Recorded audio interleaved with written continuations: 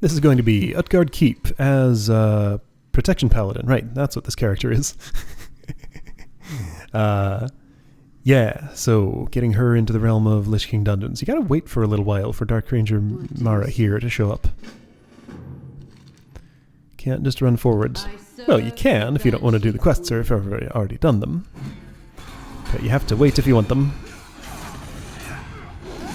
Alright, I think I saw this healer in Ghost Wolf form, so probably Shaman. Yeah, she looks exactly like my Shaman. Huh. Boy, this could literally be my my character, Teresa. That's funny. Except she doesn't have the chopped off ear. But like everything else looks identical to how I made that character. That's funny. Some kind of Death Knight. She could almost be my Death Knight, Falny. Some similar choices were made here. Doesn't have the floppy ears, though. And that's a rogue, and the other one is... let's figure it out. Did I see Frost Mage stuff at some point? It is a mage. Fire Mage. Got it. Okay, cool. I saw that fireball. Or pyroblast or whatever.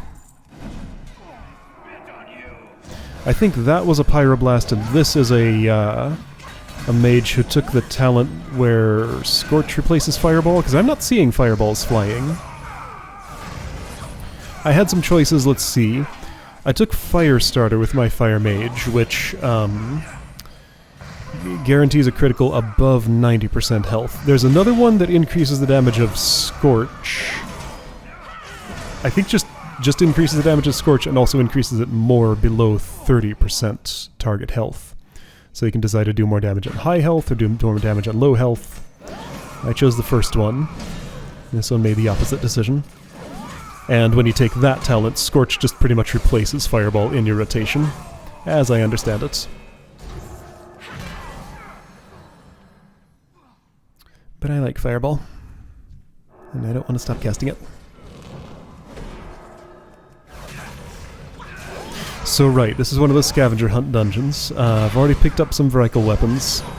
Doesn't matter who gets them as long as somebody does, so that we'll have enough in the dungeon for everyone.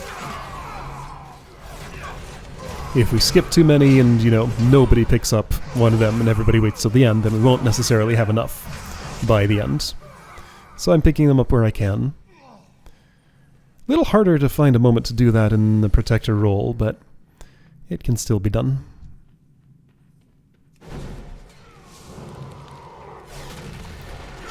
Nobody else is going too aggressively for them, which is nice. It's kind of ridiculous to see people fight over those resources when it's completely unnecessary, but it happens.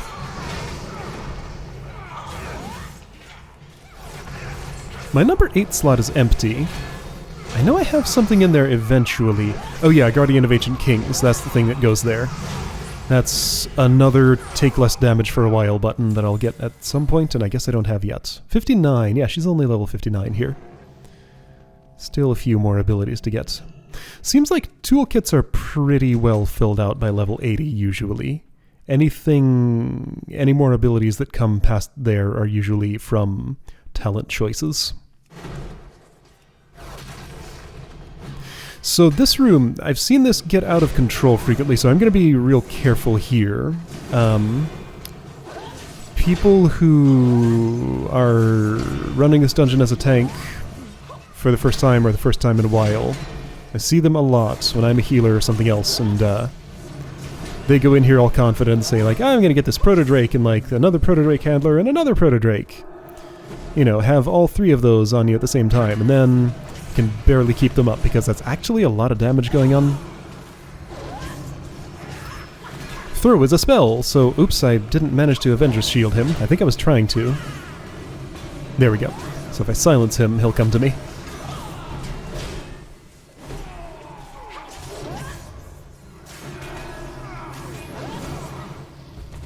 Anyway, yeah, this is not a place to go in guns blazing and get the entire room on you. You can if you're real confident in your healer, but, you know, I don't know this healer. Don't know what she can do. So I'm not going to stress her out this early in the dungeon.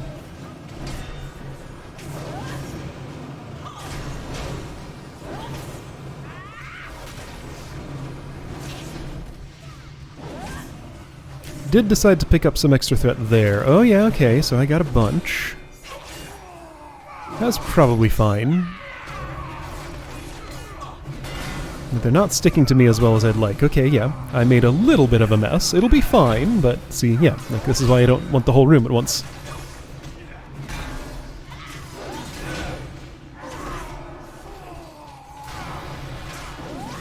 Oh man, somebody got an extra proto-drake. How'd that happen? Okay, yeah. Again, it's... oh, wow, yeah, okay, so... someone somehow got attention from people all the way on the other side of the room. I think it was that rogue. I saw that yellow health bar come from the left there. Yeah, my notes said this rogue was very enthusiastic and wanted to go fast and be out in front, but was restrained enough not to be a problem. Right in that spot there may have been... maybe he was going for some Vrykul weaponry or something. And got a little too close to some dudes. That's possible. I wasn't looking in that direction, so I did not see.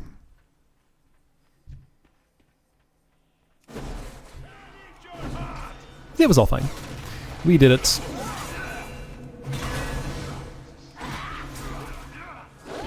Okay, Tyrannus.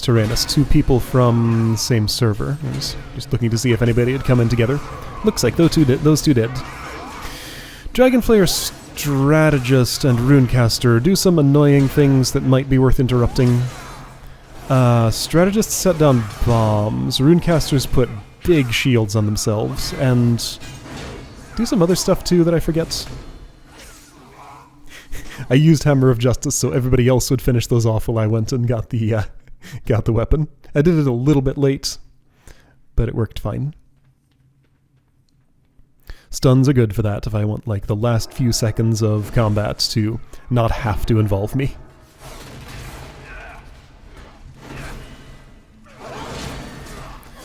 Right, Paladin's good for dealing with things like this because I get frequent silences with Avenger's Shield. But, you know, still gotta watch for interrupts that are worthwhile. Njord's Rune of Protection, that's the one, yeah, so your health bar has a big blue thing at the top of it. That Runecaster's not going to take any damage, basically, until that wears off. Doesn't last that long, but that was a bunch of wasted damage on them that went nowhere. Other one got it now. That's annoying. Shielded against physical and magical something.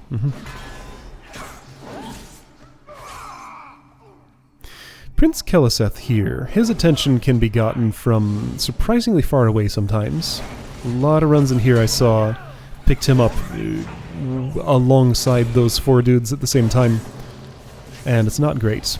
I'm going to throw my shield that way, but they're way too far away still. Oh yeah, Frost Tomb. This requires some attention. Attack the Frost Tomb when it comes up, or else that party member can't do anything for a while.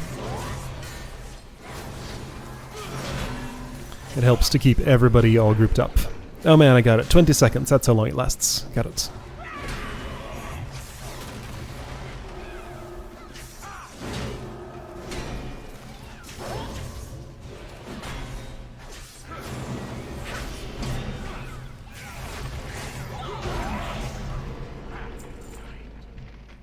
Oh, the Frost Tomb stays even after he dies. That's interesting. Alright, so this is the last one of these I need, so I can ignore them for the rest of the dungeon, and everybody else can get what they need.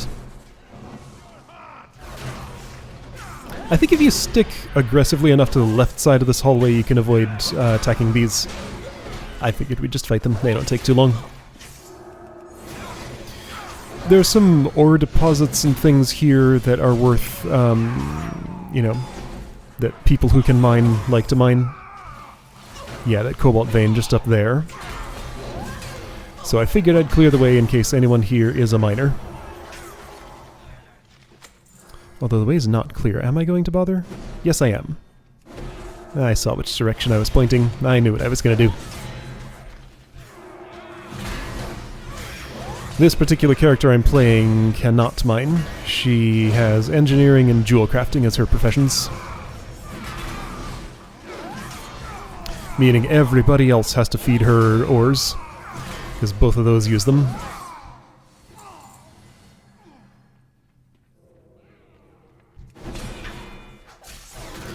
Dragonflayer Overseers are the only elite monsters here. All the rest go down real quick. And the Overseers don't do anything particularly interesting that I've noticed. They're just kind of there. So I see a demoralizing shout on me, and I saw him use a charge, so basically he's a warrior. Got it. Yeah, Rogue wants to be in front. She's ready to be, so I'll use the Divine Steed to zip ahead. Because she wants to be up there. That's fine, I can accommodate.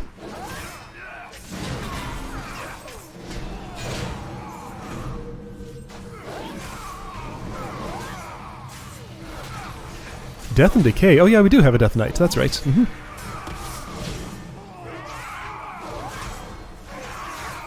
Right, so, oh wait, no, I didn't see what I thought I had seen there, but I do have several ways to interrupt spellcasts. So I have Rebuke, my normal hard interrupt. I have Avenger's Shield, which silences, and then I also have Hammer of Justice, which stuns. So a stun, an interrupt, and a silence, all together, are pretty good.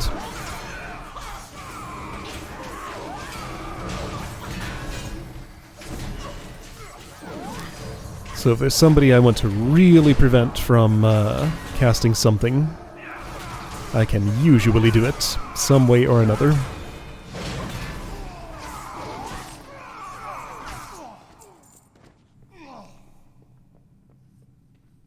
This place is very straightforward. I mean, it's kind of the first Lich King dungeon. There's a little more to it than there is to Hellfire Ramparts, but you know, it's the Lich King equivalent of Hellfire Ramparts, pretty much. No forks in the road anywhere. Mechanics pretty straightforward. You know, watch out for Frost Tomb, that's about it. You know, don't completely ignore the Frost Tomb, and let your healer get stunned for 20 seconds, and you'll be fine in Prince Keleseth. Dalron and what's-his-name are coming up next. There's not really much you have to pay attention to on them. Hold on, do we have a... Yes, we have a Restoration Shaman in the party. I keep forgetting who's here, because I saw that Capacitor totem and I'm like, wait, there's a Shaman here? Yes, there is. I am not the only person in this dungeon, there are 4 other people here. I don't know, since I'm out in front, it's, you know... I'm leading the way, I'm doing the routing, and I just have my extra helpers there to, I'm not doing a great job on judging distance. Like, I keep trying to throw that to the next thing to get it into combat. Since these go down so quick, I just want all of them on me right now. But I keep being too far away and having to run away from my current things I'm fighting, which I don't like to do. That was Cleanse Corruption or whatever, right?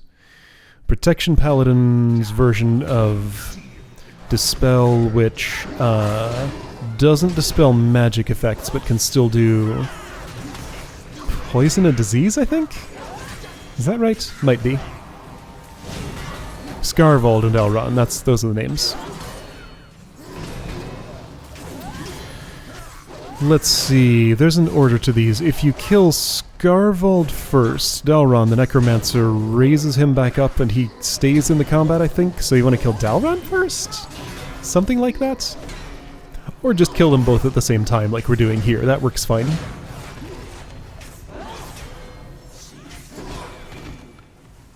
Oh no, Dalron comes right back. Yeah, okay. What sort of Necromancer lets death stop him? Okay, yeah, so whatever order these die in, they're both going to be there until they're both dead. They both have to die at least once.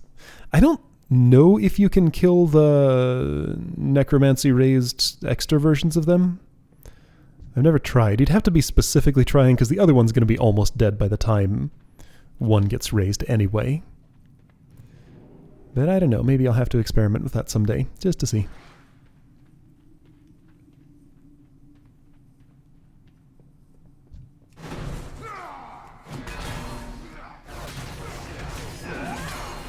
My Divine Steed still has only one charge. I guess, let's see, level 58 right now, right?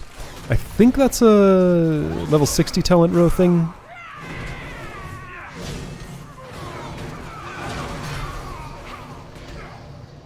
Oh man, I got knocked down right inside a whirlwind. Yeah, okay, so this is another group that can catch people off guard. Surprisingly high damage going out here. Shaman's still picking up Vrykul weapons. She should be just about done right about now. And we are just about out of weapon territory. I think I see another rack just up there on the left. That might be the last one in the dungeon. It's right around this point that usually everybody in the dungeon finishes this quest. You know, there's 25 and change in the dungeon, maybe like 30 total. So you don't want to miss too many. If 5 people need to get 5 each. But there are plenty enough for that. Oh yeah, there's one there, there's one there. There's one on the right. Never mind. There are plenty. I just stopped noticing them because everybody has them for the quest, so they stop highlighting. There's this one weird out-of-place encounter with a dude riding a proto-drake. The only one of these in the dungeon. There's nothing all that special about it, just a dragon with a rider. You kill the dragon, then the rider comes down and fights you. I'm not sure why this is here. Like, something seems weird about that there is only one of that encounter in here. But they really wanted to have somebody riding a dragon, I guess. Heart Splitter wants to throw. That's annoying. What can I do about that? Avenger's Shield, probably?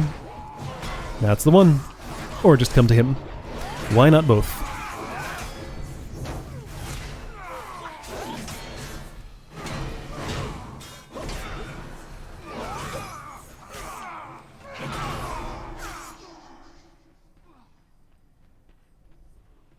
I often see people mount up for this run. I'll mount up this way. Ingvar the Plunderer.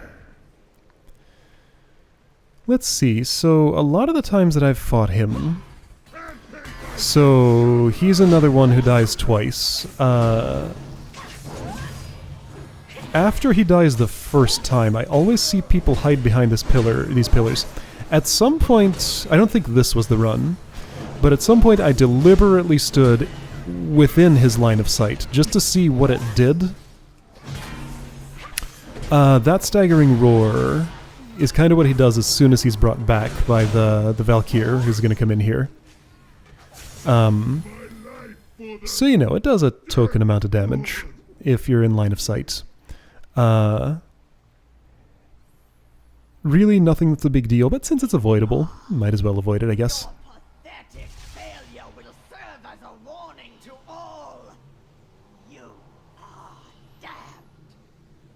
There's a Valkyr in here somewhere. I can't see her.